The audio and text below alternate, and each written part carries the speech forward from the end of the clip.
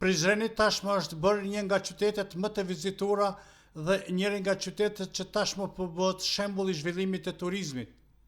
Lidhur me këtë zhvillim, sot kemi intervistuar drejtorin e Drejtorisë së Turizmit dhe Zhvillimit Ekonomik në Prizren, Ramadan Tarashaj, i cili me këtë rast ka folur për faktin se vetëm në periudhën janar-prill, sipas shënimeve të kësaj drejtorie, Prizrenin e kanë vizituar 92.000 turistë, jo vetëm nga Evropa, por edhe përtej Atlantikut. Turizmi u rrit në qytetin e Prizrenit, sidomos për zoni një pjesë këtë prej janarit dhe në prill kemi pas diku 92.000 vizitorë, të cilët kanë vizitu nga gjithë Evropa apo dhe nga jashtë botat flasim.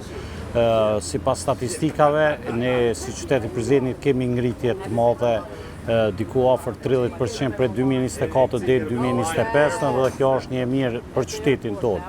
Qyteti Prizrenit pse ka vizitor, kemi shumë aktivitete, është qytet historik, është qytet i cili është peshifni edhe vetë është duke u punuar gjithnjë në infrastrukturë, në pako turistike, jemi gjithnjë në risi në hap, do me thonë me rjetët e Evropës.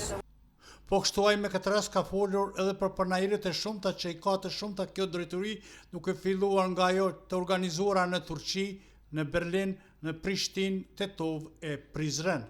Po, ne si drejtori e turizmit dhe si Prizren, qyteti Prizrenit, kemi marrë pjesë në panairin e Berlinit, pastaj kemi marrë në panairin e madhit që është mbajtur në Stamboll, kemi prezantuar komunën e Prizrenit, e vetmja komunë që ka marrë pjesë edhe në Berlin edhe në Stamboll. Marrim pjesë panajirët e Shqipërisë, marrim pjesë në panajirën e Maqedonisë, kemi marrë pjesë panajirën në Prishtinë dhe i marrim panajirët tona këto në qytetin e Prizrenit. Atëherë çdo panajir që ne ekspozohemi aty, ja vlen mu vizitu sepse prezantojmë vlerat tona të qytetit tonë. Ne si drejtori e dini që mbështesim edhe filigranin në trajnime, është një zeje e vjetër dhe një artizanale që e mbrojmë na si qytet, pastaj kemi edhe Komekon, bëjnë trajnime aty artizanale dhe i ekspozojmë në panajirët tona në qytetin e Prizrenit.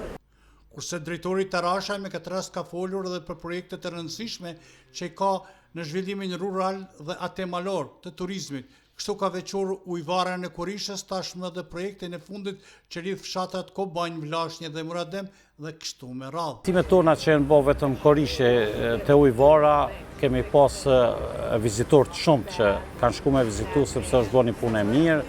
Pastaj kemi filluar edhe me Gurrën e Postishtit, edhe aty është një ngritje e madhe e turizmit.